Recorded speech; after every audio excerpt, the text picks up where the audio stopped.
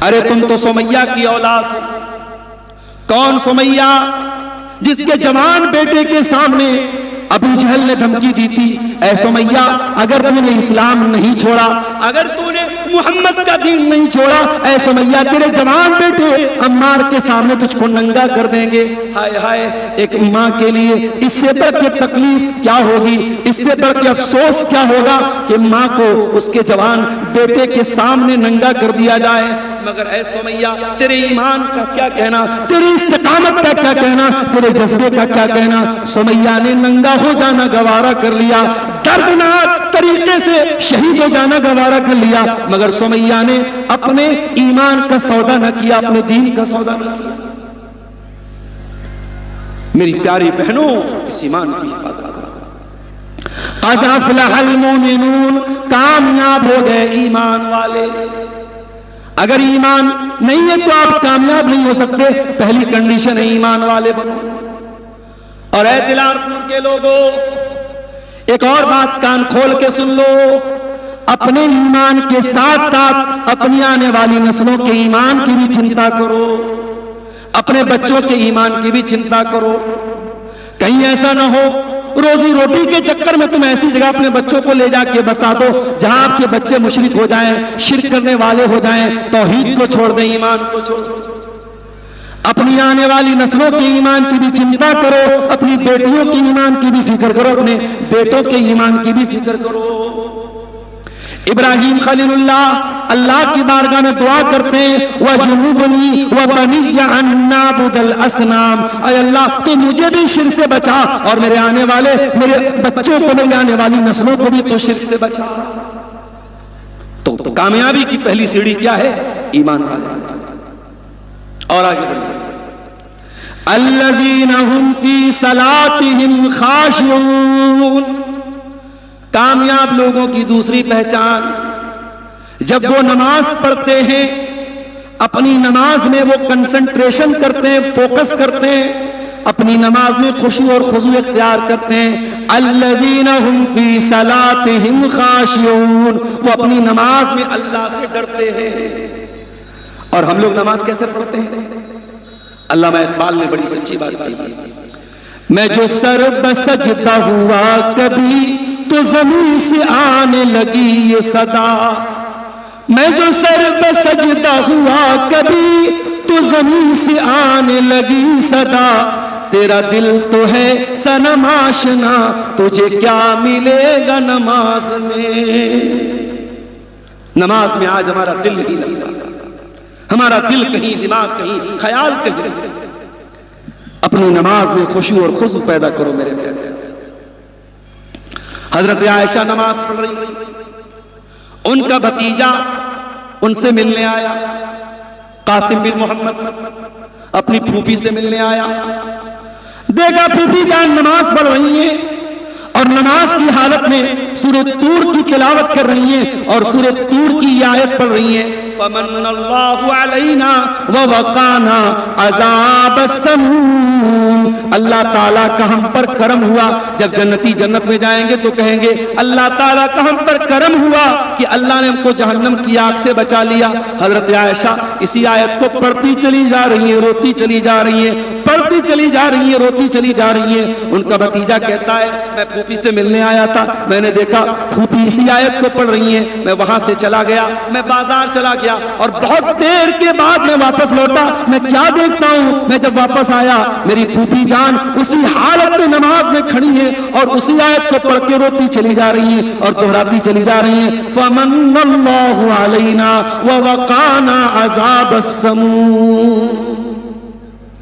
ایک ہماری نماز ہے، ہم تو نماز بھی ایسے پڑھتے ہیں جیسے احسان کرتے ہیں۔ نماز میں خشوع اختیار کرو میرے بھائی، نماز ایسے پڑھو جیسے تم اللہ کو دیکھ رہے ہو۔ ارے تم اپنے شہر کے ودھائک کے پاس جاتے ہو تو ادب سے کھڑے ہوتے ہو، شہر کے ڈی ایم اور ایس پی کے سامنے کھڑے ہوتے ہو تو ادب سے کھڑے ہوتے ہو، اللہ کے سامنے کھڑے ہو تو دل کہیں ہے دماغ کہیں۔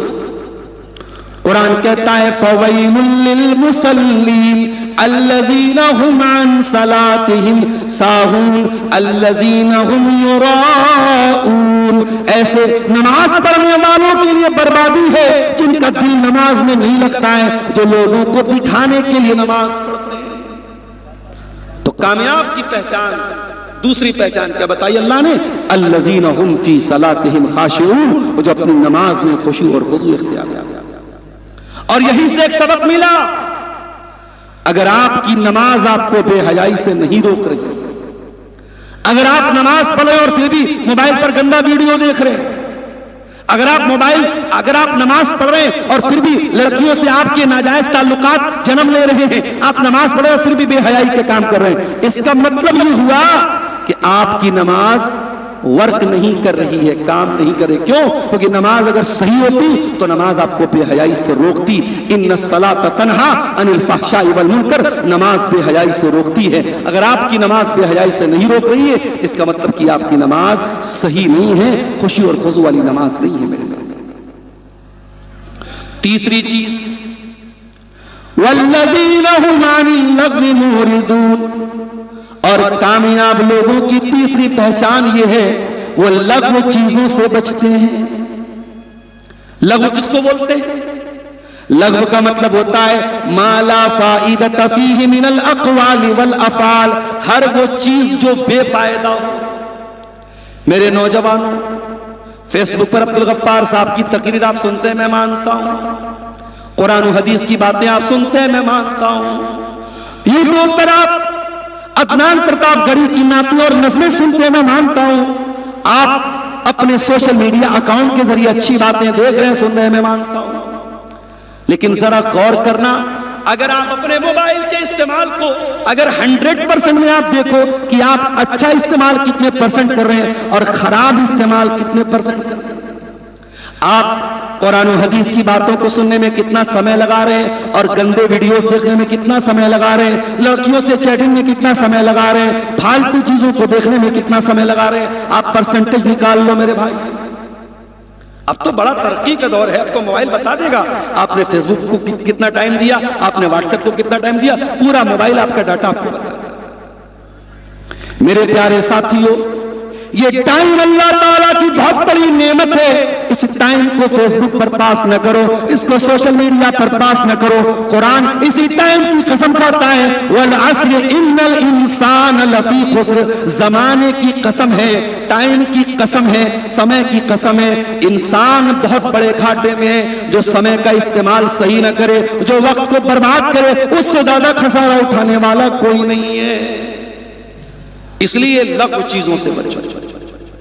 اگر آپ کا موبائل آپ کو نماز سے دور کر رہا ہے تو یہ بھی لغو ہے۔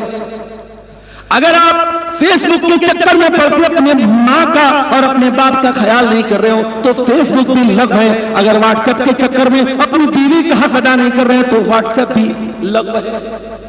وہ شاعر نے بڑی اچھی بات کہی ہے، کیا کہا ہے؟ اللہ سے کرے دور تو تعلیم بھی فتنہ، اللہ سے کرے دور تو تعلیم بھی فتنہ، اولاد بھی املاک بھی جاگیر بھی فتنہ، ناحق کے لیے اٹھے تو شمشیر بھی فتنہ، شمشیر ہی کیا نعرے تکبیر بھی فتنہ۔ میرے پیارے ساتھیوں، موبائل بہت اہم چیز ہے، سوشل میڈیا بہت ضروری چیز ہے، لیکن اگر آپ کی ڈیوٹی سے آپ کو روک رہا ہے، آپ کے اصل کام سے آپ کو روک رہا ہے، آپ کے بال بچوں کا حق مارا جا رہا ہے، آپ کی بیوی کا حق مارا جا رہا ہے، تو چھوڑ دو ایسا موبائل، چھوڑ دو ایسی چیزیں۔ ڈاکٹروں نے ریسرچ کیا ہے، اگر 3 دن کے لیے آپ موبائل کو استعمال کرنا بند کر دیں، جو 3 دن آپ موبائل کو دے رہے ہیں، 3 دن آپ کا موبائل استعمال بالکل بند کر دیں، موبائل کو کنارے کر دیں، وہ 3 دن میں آپ کا جو دماغ ہے وہ زیادہ اچھا کام کرتا ہے، دماغ زیادہ کھل جاتا ہے۔ آج موبائل نے ہمارے دماغوں کو پیک کر دیا ہے۔ تو کامیاب ہونا ہے تو لغو چیزوں کو چھوڑو۔ اب لغو میں ساری چیزیں آ گئی۔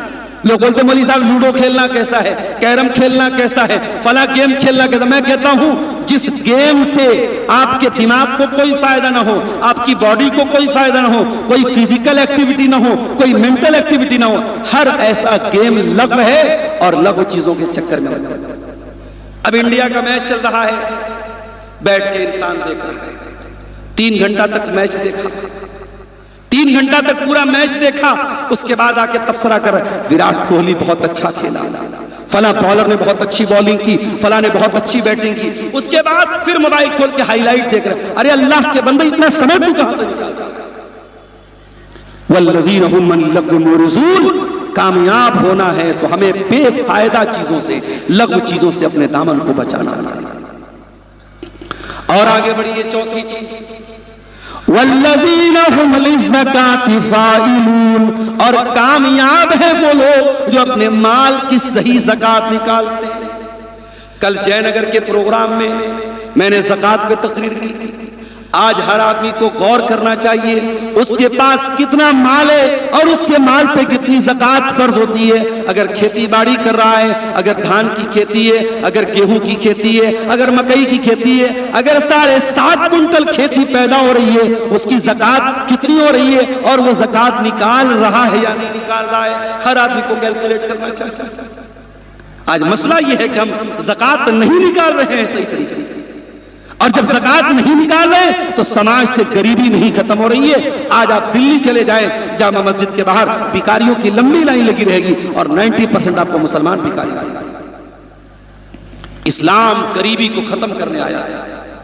اسلام نے اسی لیے ہر مالدار کو زکات اس کے اوپر کمپلسری کی ہے کہ اگر آپ کے پاس اتنا مال ہے جس پر زکات فرض ہوتی ہے، آپ کو زکات دینا پڑے گا. اور اگر آپ زکات نہیں دیں گے تو اللہ کے نبی فرماتے ہیں مَالَمْ يَمْنَعُوا زَكَاةَ أَمْوَالِهِمْ إِلَّا مُنِعُ الْقَطْرَ مِنَ السَّمَاءِ. جب کوئی قوم اپنے مال کی زکات نہیں نکالے گی، آسمان سے بارش ہونا بند ہو جائے گی، سوکھا پڑ جائے گا، قحط سالی آ جائے گی، زمین سے اناج پیدا ہونا بند ہو جائے گا. تو زکات نکالتے ہیں. اچھا، زکات کا ایک مطلب اور بھی ہوتا ہے. زکات کا ایک مطلب یہ بھی ہوتا ہے اپنے دل کو پاک کرنا.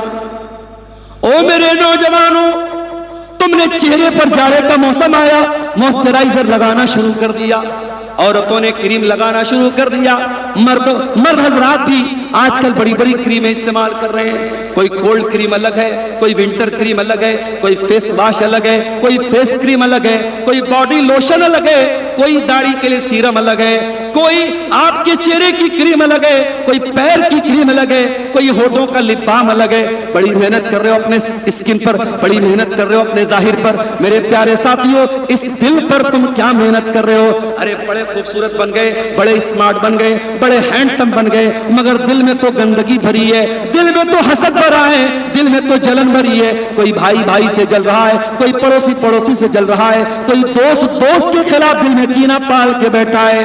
میرے پیارے ساتھیوں، قرآن کیا کہتا ہے؟ کامیاب ہونا ہے والذین هم للزکاة فاعلون. اپنے دل کو پاک کرنا شروع کر دو، اپنے دل کی صفائی کرنا شروع کر دو. دل کو پاک، دل کی صفائی کے بنا چہرے پر جتنی بھی کریم لگا لو، پاؤڈر لگا لو، کوئی مطلب نہیں.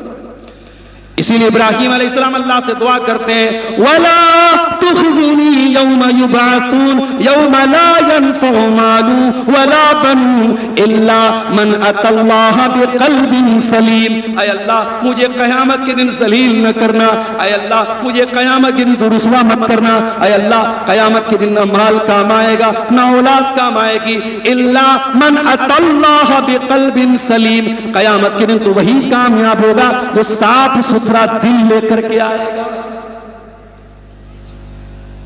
تو دل کو پوتر کرو میرے بھائی، دل پر محنت کرو. اور آگے بڑھیے، 4 چیزیں ہوں گی. نمبر 5 والذین هم لفروجہم حافظون. اور کامیاب لوگوں کی 5ویں پہچان، وہ اپنی شرمگاہ کی حفاظت کرتے ہیں. کیا مطلب؟ شرمگاہ کی حفاظت کا کیا مطلب؟ کیا وہ شادی نہیں کرتے؟ کیا وہ بیوی کا حق ادا نہیں کرتے؟ کیا ان کے اندر سے سیکسول ڈیزائر نکل جاتی ہے؟ کیا اللہ تعالی مرد کے اندر سے مردانگی کی خواہش نکال دیتا ہے کہ عورت کے اندر سے عورت کی خواہش نکال دیتا ہے؟ نہیں، یہ مطلب نہیں ہے. فرمایا والذین هم لفروجہم حافظون، کامیاب بندے وہ ہیں جو اپنی شرمگاہ کی حفاظت کرتے ہیں، الا علی ازواجہم، وہ اپنی بیویوں کے ساتھ، اور اگر بیوی ہے تو اپنے شوہر کے ساتھ اپنی جائز خواہشات کو پورا کرتے ہیں۔ اللہ اکبر، یہ ہے ہمارا دین۔ ہمارا دین رہبانیت نہیں سکھاتا ہے، ہمارا دین یہ نہیں سکھاتا ہے آپ شادی مت کرو۔ اگر آپ کے پاس شادی کرنے کی چھمتا ہے تو شادی کرنا ضروری ہے آپ کو۔ اللہ کے نبی فرماتے ہیں یا معاشر الشباب من استطاع منکم الباءۃ فلیتزوج فانه اغض للبصر واحسن للفرج، اے نوجوانوں اگر تم شادی کرنے کی چھمتا رکھتے ہو، اگر بیوی کا حق ادا کر سکتے ہو، اگر شاریرک روپ سے جسمانی اعتبار سے شادی کے قابل ہو اور اپنی بیوی کا خرچہ اٹھا سکتے ہو تو نکاح کر لو، شادی کر لو۔ فانه اغض للبصر واحسن للفرج، جب تم شادی کر لو گے تو تمہاری شرمگاہ کی حفاظت ہوگی اور تمہاری آنکھیں جھک جائیں گی۔ نکاح کرو، مگر آپ نکاح کیسے کریں گے؟ آپ کو تو ہلدی کی رسم نبھانا ہے، منگنی کی رسم نبھانا ہے، 300 باراتیوں کو کھلانا ہے، جہیز دینا ہے، دنیا بھر کے رسم و رواج کرنا ہے۔ انجام کیا ہے؟ 30 سال کی 40 سال کی لڑکیاں ہو رہی ہیں، لڑکے ہو رہے ہیں، شادی نہیں ہو رہی۔ کون ذمہ دار ہے؟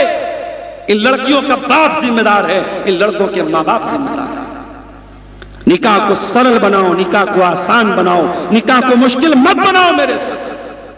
یہ دور صحابہ کا دور نہیں ہے، یہ دور 2025 کا دور ہے، 2026 آنے والا ہے۔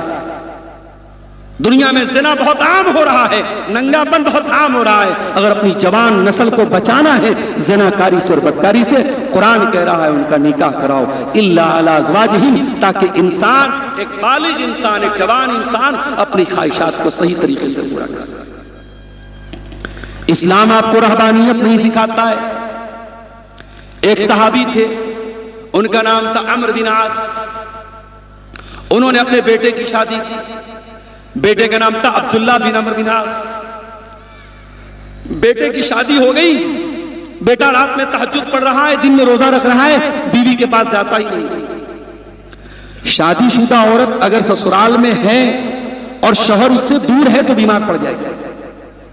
اسی لیے جو لوگ بیوی سے شادی کر کے دبئی بھاگ جاتے ہیں، سعودی بھاگ جاتے ہیں، میں کہتا ہوں بالکل غلط کہتا ہوں، بھائی کم پیسہ کماؤ لیکن شادی ہوگی تو بیوی کو اپنے ساتھ لاؤ۔ اور بات آئی ہے تو سن لو، ان مدرسوں کے ٹیچروں کو جو تم فیملی سے دور رکھتے ہو، چلو بھٹاری میں ڈوب مرنا چاہیے۔ ارے جب تم اپنے مسجد کے امام کے لیے کمرہ بناتے ہو تو ایک فیملی کوارٹر کیوں نہیں بناتے ہو تاکہ وہ امام اپنی فیملی کے ساتھ رہ سکے؟ معاف کرنا، بہت سی باتیں میں کھل کے بیان نہیں کر سکتا، مگر سماج میں بہت ساری جو گھٹنائیں ہوتی ہیں اس کے ذمہ دار بھی ہم اور آپ۔ ان مدرسوں کے ٹیچروں کو فیملی سے کیوں دور رکھا جا رہا ہے؟ ان مسجدوں کے اماموں کو کیوں فیملی سے دور رکھا جا رہا ہے؟ شادی شدہ انسان اپنی بیوی سے دور رہے گا تو بہت سارے مسئلے کھڑے ہوں گے، اور آج مسئلے کھڑے ہو رہے ہیں۔ اس لیے اللہ کے نبی فرماتے ہیں شادی کرو، شادی کو آسان کرو، اور جب نکاح ہو جائے تو قرآن کیا کہتا ہے؟ لِتَسْكُنُوا إِلَيْهَا، تاکہ میاں بیوی ایک دوسرے سے سکون حاصل کریں، سکون حاصل کریں۔ زنا کرنے والا کبھی سکون نہیں پائے گا، حرام ریلیشن شپ رکھنے والا، ناجائز تعلقات بنانے والا کبھی سکون نہیں پائے گا۔ اس کی اچھائیں تو پوری ہو جائیں گی لیکن اللہ تعالیٰ اس کے دل کو کبھی سکون نہیں دے گا۔ میرے بھائیوں، اگر سکون ہے تو نکاح کے اندر ہے، زنا کے اندر کبھی سکون نہیں ہو سکتا۔ تو قرآن کیا کہہ رہا ہے؟ کامیاب وہ لوگ ہیں جو اپنی شرمگاہ کی حفاظت کرتے ہیں۔ میری پیاری ماں بہنوں، اگر آپ کو پردے کا حکم ملا ہے، اسی شرمگاہ کی حفاظت کے لیے ملا ہے، اگر آپ کو یہ حکم دیا گیا ہے کہ بغیر محرم کے سفر مت کرو تو اسی شرمگاہ کی حفاظت کے لیے ملا ہے. اگر بھابھی سے کہا گیا کہ دیور کے ساتھ تنہائی نہ اختیار کرے تو اسی شرمگاہ کی حفاظت کے لیے حکم ملا ہے. اگر سالی سے کہا گیا کہ جیجا کے ساتھ تنہائی اختیار نہ کرے تو اسی شرمگاہ کی حفاظت کے لیے حکم ملا ہے. والذین هم لفروجہم حافظون، کامیاب ہیں وہ لوگ جو اپنی شرمگاہ کی حفاظت کرتے ہیں. الا علی ازواجہم او ما ملکت ایمانہم، ہاں اپنی بیوی کے ساتھ اپنی خواہش پوری کر سکتے ہیں. اور پہلے کے زمانے میں جب غلامی چلتی تھی، غلام ہوتے تھے، لونڈی ہوتی تھی، تو لونڈی کے ساتھ بھی تعلقات بنانا جائز تھا. اب وہ دور ختم، لہذا اس پر بات نہیں کرنا ہے. فمن ابتغى وراء ذلك فاولئک هم العادون، جو حرام طریقے سے اپنی یہ خواہش پوری کرے گا اللہ تعالیٰ کے وہ باغی مانا جائے. اب یہاں ایک مسئلہ اور یاد رکھو. ایک انسان شادی شدہ ہے، بیوی کے ساتھ رہتا ہے، بیوی کا حق ادا کرتا ہے، بچوں کا حق ادا کرتا ہے، اس پر بھی اس کو ثواب ملے گا. اللہ کے نبی نے فرمایا تم اپنی بیوی کو جو لقمہ کھلاتے ہو اس پر بھی تم کو ثواب ملے گا. لہٰذا میرے بھائیوں اپنی بیویوں کے لیے لائل بنو، اپنی بیویوں کے لیے وفادار بنو، اپنی بیویوں کے ساتھ کبھی غداری نہ کرنا. کوئی عورت اپنے شوہر کے ساتھ بے وفائی نہ کرے، کوئی مرد اپنی بیوی کے ساتھ بے وفائی نہ کرے. اپنے جوڑے کے لیے، اپنے شوہر کے لیے، اپنی بیوی کے لیے لائل بنو، وفادار بنو، اور کہیں اور منہ مارنے کی کوشش مت کرو. قرآن کہتا اگر کوئی اور ناجائز طریقہ اپنائے گا وہ اللہ تعالیٰ کے ہاں مجرم مانا جائے گا. 5 چیزیں ہو گئی، 3 چیزیں اور بیان کرنی ہیں. اس کے بعد 5-10 منٹ میں تھوڑا سا آپ حضرات سے گزارش کروں گا کہ اس مدرسے کے لیے دارالحدیث نام ہے مدرسہ دارالحدیث، اس مدرسے کے لیے آپ میرے ہاتھ پہ جو لوگ مجھ سے محبت کرتے ہیں، عقیدت رکھتے ہیں، میرے بیانات کو سنتے ہیں اور سیمانچل کے جلسوں میں حاضر ہوتے ہیں، ان سے بڑے ادب سے گزارش کروں گا تقریر ختم کرنے کے بعد کہ وہ آئیں گے اور جو بھی ان کو اس مدرسے کے لیے تعاون کرنا ہے، 1000 10,000 جو بھی ان کو تعاون کرنا ہے میرے ہاتھ پہ کرتے ہوئے جائیں گے. میں تقریر ختم کرنے کے بعد 10 منٹ اس مقصد کے لیے آپ کے سامنے بیٹھوں گا. چونکہ مدرسے کے چندے ہی کا پروگرام ہے، آپ اس مقصد کو بھی سامنے رکھیں گے. بہت اہم ٹاپک پر بات چل رہی ہے، کامیاب بندوں کی کیا پہچان ہے. ہم نے 5 چیزیں آپ کے سامنے بیان کی: ایمان والے، نماز میں خشوع اختیار کرنے والے، لغو چیزوں سے بچنے والے، زکوٰۃ ادا کرنے والے، اور اپنی شرمگاہ کی حفاظت کرنے والے. اب 3 چیزیں اور بیان کر کے پھر میں آپ سے اجازت لے لوں گا. آپ حضرات کے تعاون کو حاصل کرنے کے بعد میں یہاں سے چلا جاؤں گا. والذین هم لاماناتہم، اور کامیاب ہیں وہ لوگ جو امانت میں خیانت نہیں کرتے.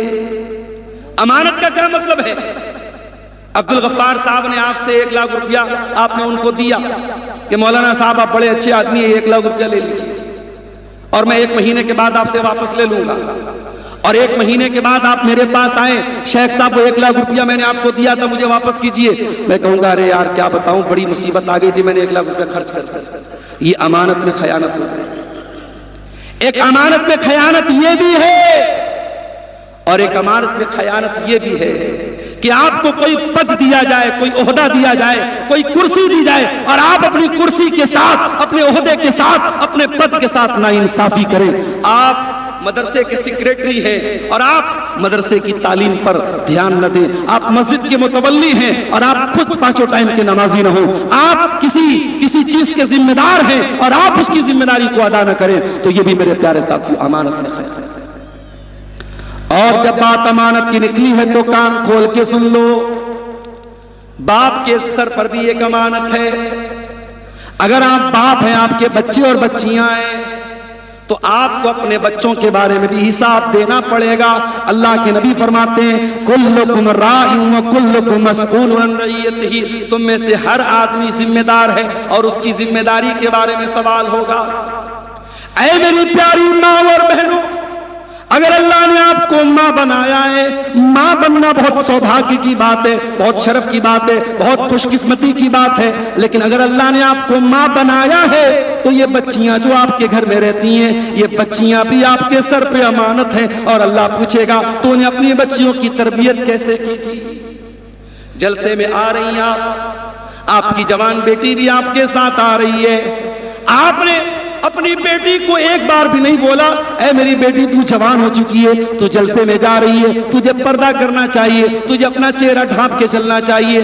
آپ نے اپنی بیٹی کو پردہ نہیں کرایا, آپ نے اپنی بیٹی کو میک اپ کرا کے, سجا کر کے, سوار کے, سب کے سامنے اوپن کر کے آپ اگر جلسے میں لے کے آ رہی ہیں, شادی میں لے کے جا رہی ہیں, کہیں پروگرام میں لے کے جا رہی ہیں, تو کان کھول کے سن لو میری پیاری ماں بہنوں, آپ بھی امانت میں خیانت کر رہی ہیں.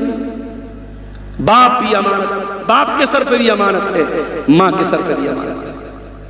اگر کامیاب بننا ہے تو امانت کو ادا کرنا پڑے گا میرے ساتھ.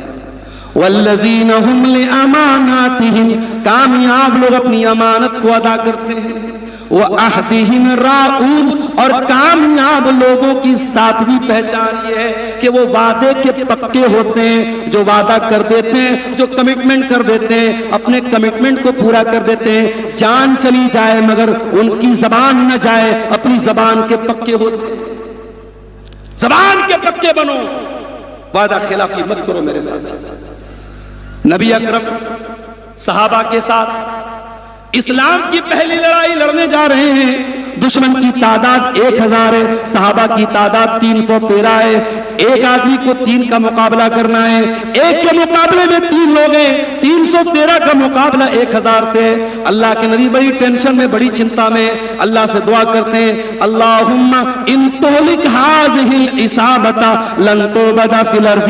اے اللہ اگر یہ مٹھی پر مسلمان ہلاک ہو گئے, یہ 313 اگر ہلاک ہو گئے, اے اللہ پھر روئے زمین پر تیرا نام لینے والا کوئی نہیں ہوگا, تیرا کلمہ پڑھنے والا کوئی نہیں ہوگا. نبی دعا کر رہے ہیں, نبی اللہ سے مدد مانگ رہے ہیں. اتنے میں 2 صحابی آتے ہیں, اے اللہ کے نبی ہم آپ کا ساتھ دینے آ رہے تھے, دشمن نے ہمیں اریسٹ کر لیا, دشمن نے گرفتار کر لیا اور ہم سے یہ وعدہ کروایا کہ ہم آپ کا ساتھ نہیں دیں گے, ہم لڑائی میں شامل نہیں ہوں گے, تب جا کر کے انہوں نے ہم کو رہا کیا ہے. اے اللہ کے نبی ہم نے وعدہ تو کر لیا اپنی جان بچانے کے لیے, مگر ہمیں معلوم ہے کہ آپ کو ہماری مدد کی ضرورت ہے. اے اللہ کے نبی ہم کو بھی فوج میں جانے دیجئے, ہم کو بھی لڑائی کے میدان میں جانے دیجئے. نبی نے فرمایا نہیں نہیں, ہم وعدہ خلافی کرنے والے لوگ نہیں ہیں. انصرفا, اے میرے دونوں صحابی تم واپس چلے جاؤ, ہم وعدہ نہیں توڑ سکتے. اللہ, جنگ کے میدان میں بھی نبی نے وعدہ نہیں توڑا ہے. لہذا جو یہ کہتا ہے کہ جنگ کے میدان میں سب جائز ہے, everything is fair in love and war, پیار اور جنگ میں سب جائز ہے, وہ دنیا کا کوئی بہت بڑا بے وقوف انسان تھا. اسلام میں نہ پیار میں سب جائز ہے نہ جنگ میں سب جائز ہے. جنگ کے میدان میں بھی آپ کو اس بات کی اجازت نہیں ہے کہ آپ وعدہ خلاف کریں. والذین هم لاماناتہم وعہدہم راعون, کامیاب ہے وہ لوگ جو امانت کو ادا کرتے ہیں اور اپنے وعدے کو نبھاتے ہیں. 7 چیزیں ہوں. آخری چیز والذین هم علی صلواتہم یحافظون, اور کامیاب ہیں وہ لوگ جو نماز کی حفاظت کرتے ہیں. اے اللہ ہم تو نماز پڑھتے ہیں, حفاظت کا کیا مطلب ہے؟ حفاظت کا مطلب یہ ہے آپ کے پاس 1.25 لاکھ روپے کا موبائل فون سیمسنگ الٹرا ہے, آپ کے پاس 80,000 کا آئی فون ہے, آپ اس کو جیب میں رکھیں, بار بار جیب پہ ہاتھ ڈالتے ہیں کہیں میرا موبائل گر تو نہیں گیا. ٹرین میں بیٹھے ہوئے ہیں, بار بار دیکھتے ہیں میرا آئی فون کہیں غائب تو نہیں ہو گیا, میرا سیمسنگ الٹرا کہیں غائب تو نہیں ہو گیا. 1.25 لاکھ اور 1.5 لاکھ کے موبائل کی اتنی چنتا کرتے ہیں. میرے پیارے بھائیوں, آپ کے 1.25 لاکھ اور 1.5 لاکھ کے موبائل سے زیادہ قیمتی نماز ہے. آپ کو نماز کی حفاظت کرنا ہے. فجر کی اذان ہو رہی ہے, 4:30 بجے, 4:45 بجے مؤذن اذان دے رہا ہے, الصلاۃ خیر من النوم. آپ منصاحی کے جلسے میں, دلال پور کے جلسے میں گئے, رات کو 2 بجے تک آپ جاگے ہیں, لیکن 4:45 بجے اگر فجر کی اذان ہو رہی ہے اور مؤذن کہہ رہا ہے نماز نیند سے بہتر ہے, تو آپ کو اپنا بستر چھوڑ کے مسجد میں جانا ہے. آپ دکان پہ بیٹھے, کسٹمر پر کسٹمر آ رہا ہے, ظہر کی اذان ہو رہی ہے, مؤذن کہتا ہے حی علی الصلاۃ حی علی الفلاح, آ جاؤ کامیابی کی طرف, آ جاؤ نماز کی طرف. آپ کو اپنی دکان بند کر کے مسجد کی طرف جانا ہے. والذین هم علی صلواتہم یحافظون, کامیاب اگر بننا ہے تو نماز کی حفاظت کرنی پڑے گی. نماز کبھی معاف نہیں ہوگی میرے ساتھ. میں بنارس میں تھا, وہاں پر بھی 5 ٹائم کی نماز فرض تھی. میں 600 کلومیٹر کا سفر کر کے کٹیہار منسائی کے علاقے میں آیا ہوں، اپنے شہر سے دور ہوں، اپنے اسٹیٹ سے دور ہوں، لیکن کیا میرے اوپر نماز معاف ہے؟ نہیں۔ ان الصلاۃ کانت علی المؤمنین کتابا موقوتا، نماز تو مجھے اپنے ٹائم پر پڑھنا ہے۔ ہاں، سفر کی حالت میں 4 رکعت والی نماز کو 2 کر کے پڑھنا ہے۔ مغرب کے ساتھ میں عشاء کی نماز پڑھ سکتا ہوں، ظہر کے ساتھ میں عصر کی پڑھ سکتا ہوں، یہ سہولت تو دی گئی، مگر نماز میرے لیے معاف نہیں ہے۔ میرے پیارے ساتھیوں، نماز کی پابندی کرو، نماز کی حفاظت کرو۔ آج افسوس کی بات ہے، اتنے جلسے ہو رہے ہیں سیمانچل میں، کٹیہار کا مسافر خانہ، ابھی پرسوں کسی نے بتایا مسافر خانے میں وقتہ لوگ اور مقرر لوگ بھرے پڑے ہیں، کہیں منساہی میں جلسہ ہے، کہیں پرانپور میں جلسہ ہے، کہیں منیہاری میں پروگرام ہے، کہیں ادھر کٹیہار سائٹ میں پروگرام ہے۔ پروگراموں کی کمی نہیں ہے میرے ساتھ، کمی کس چیز کی ہے؟ مسجد تو بنا لی شب بھر میں ایمان کی حرارت والوں نے، مسجد تو بنا لی شب بھر میں ایمان کی حرارت والوں نے، من اپنا پرانا پاپی تھا برسوں میں نمازی بن نہ سکا۔ نمازیوں کی کمی ہے میرے ساتھ۔ قرآن کہتا ہے نمازی مت بنو، کیا بنو؟ والذین هم علی صلواتہم یحافظون، نماز کی حفاظت کرنے والے بن جاؤ۔ نماز کی اتنی چنتا تمہیں ہو جائے کہ ایک ٹائم کی نماز بھی اگر چھوٹ جائے تو ایسا دل کو محسوس ہو کہ کچھ چھوٹ گیا، کچھ مس ہو گیا۔ یہ 8 چیزیں ہو گئی۔ اب یہ 8 چیزیں اگر آپ اپنے اندر پیدا کر لیں تو قرآن کی گارنٹی سن لو، یہ کسی مولانا کی گارنٹی نہیں ہے، یہ کسی وقتہ اور مقرر کی گارنٹی نہیں، یہ قرآن کریم کی گارنٹی ہے۔ اولئک هم الوارثون الذین یرثون الفردوس۔ یہ 8 چیزیں اگر آپ نے اپنے اندر پیدا کر لی تو آپ جنت الفردوس کے وارث بن جائیں گے۔ ہم فیہا خالدون، اور جنت میں ہمیشہ آپ رہیں گے۔ جنت میں بھی بہت سارے کلاس ہیں، اور جنت میں جو سب سے ہائر کلاس ہے، جو سب سے اعلیٰ درجہ ہے، وہ جنت الفردوس ہے، اور یہ درجہ اس کو ملے گا جو 8 چیزیں پیدا کرے گا، وہی کامیاب ہونے والا ہے۔ میرے پیارے ساتھیوں، قرآن کریم کی سورہ مومنون کی آیت نمبر 1 سے لے کر کے 11 تک گھر جانا، قرآن کھولنا اور پھر پڑھنا اور غور کرنا کہ ان 8 چیزوں میں کتنی چیزیں ہمارے اندر ہیں۔ ہم ایمان والے ہیں کہ نہیں ہیں؟ ہم نماز میں خشوع اور خضوع والے ہیں کہ نہیں ہیں؟ ہم لغو اور بیکار چیزوں سے بچنے والے ہیں کہ نہیں ہیں؟ ہم زکوٰۃ اپنے مال کی ادا کر رہے ہیں کہ نہیں کر رہے ہیں؟ ہم اپنی شرمگاہ کی حفاظت کر رہے ہیں کہ نہیں کر رہے ہیں؟ ہم امانت کے پکے ہیں کہ نہیں ہیں؟ ہم وعدے کے پکے ہیں کہ نہیں ہیں؟ اور ہم اپنی نمازوں کی حفاظت کرنے والے ہیں یا نہیں؟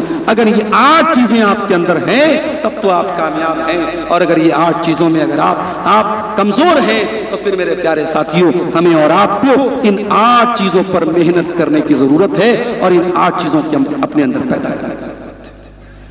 اب ایک آخری بات بیان کر کے میں بات ختم کروں گا، کیونکہ لگ بھگ جو ہے 12:40 ہو رہے ہیں۔ ایک آخری بات، کامیابی کی یہ پہچان آپ نے سنی، لیکن آپ یہ اپنے دل پہ ہاتھ رکھ کے بتائیے کہ آج ہم میں سے ہر انسان کس کو کامیابی سمجھ رہا ہے؟ دنیا کی دولت، دنیا کی شہرت، دنیا کے نام کے پیچھے انسان بھاگ رہا ہے، کیوں؟ قرآن نے اس کی بھی وجہ بتا دی۔ اے اصلی کامیابی کو چھوڑ کے نقلی کامیابی کے پیچھے بھاگنے والوں، اس کا ریزن کیا ہے؟ فرمایا وَمَا الْحَيَاةُ الدُّنْيَا إِلَّا مَتَاعُ الْغُرُورِ، جس دنیا کے چکر میں پڑھ کے تم اللہ کی کامیابی کو بھول کے بیٹھے ہو، وہ دنیا تو دھوکہ ہے، دھوکہ۔ یہ دنیا دھوکہ ہے میرے ساتھیوں۔ نہ یہاں کے رشتے پرماننٹ ہیں، نہ یہاں کی دولت پرماننٹ ہے، نہ یہاں کا گھر پرماننٹ ہے، نہ یہاں کی عزت پرماننٹ ہے۔ دنیا آدمی بلبلا ہے پانی کا، کیا بھروسہ ہے زندگانی کا۔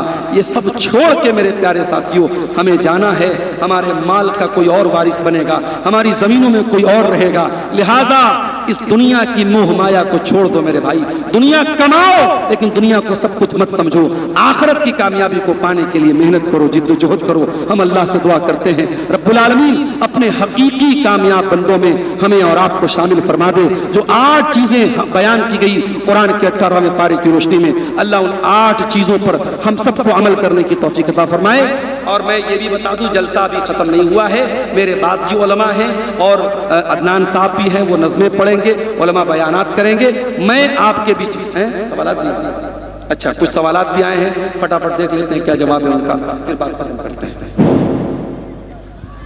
جیسا کہ آپ لوگوں نے سنا کہ ابھی شیخ اسٹیج پر ہے، آگے کر لیجیے، یعنی شیخ کی کرسی ہوگی۔ جو لوگ تعاون کرنا چاہتے ہیں شیخ سے، جو لوگ محبت کرتے ہیں ان سے گزارش ہے کہ شیخ کے ہاتھ میں اپنا تعاون دیں، شیخ کے ہاتھ میں لا کر تعاون دیں۔ جو لوگ محبت کرتے ہیں، سچے دل سے محبت کرتے ہیں، ان سے تعاون کرتے ہوئے جائیں، اور میلہ پنڈال میں بھی جائیں، وہاں سے بھی چادر لے کر جائیں۔ جلسے کے منتظمین سے گزارش ہے، بہت سارے لوگ ہو سکتا ہے یہاں آنے میں تھوڑا سا پرہیز کریں، تو آپ چادر لے کر کے بھی گھوم جائیں، اور جو حضرات عورتوں میں نے سنا ہے کہ مہیلاؤں کی تعداد زیادہ ہے، 3 مقرر اور باقی ہیں، اس لیے آپ لوگ دل جمعی کے ساتھ بیٹھے رہیں۔ میں سفر کی حالت میں ہوں، اور سفر کی حالت میں اللہ تعالیٰ دعا جلدی قبول کرتا ہے۔ میں